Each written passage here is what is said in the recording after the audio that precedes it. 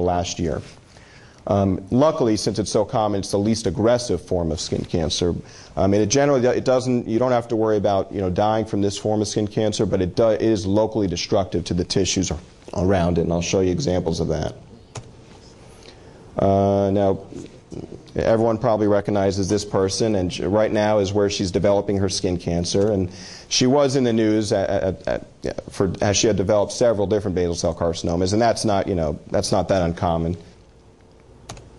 This is a typical picture of a basal cell carcinoma. I'm going to try and show you a little bit how to recognize it.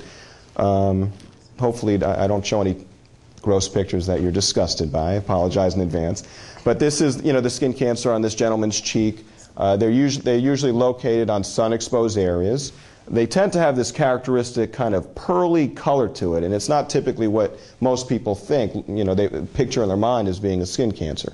Sometimes people say, "Oh, I've had this pimple for 6 months and it just won't go away." Well, it's not a pimple if it's been there that long. And sometimes they can have these little blood vessels in them as well. Here's another basal cell carcinoma. It has some pigmentation in it. Sometimes they can have that. Sometimes they can develop a little crusting in the middle. Sometimes this is a more difficult to recognize basal cell carcinoma. It's a superficial form. This is actually kind of interesting. I actually there are 3 basal cell carcinomas. Here's one there. Here's a decent sized one there, and then this one actually extended all the way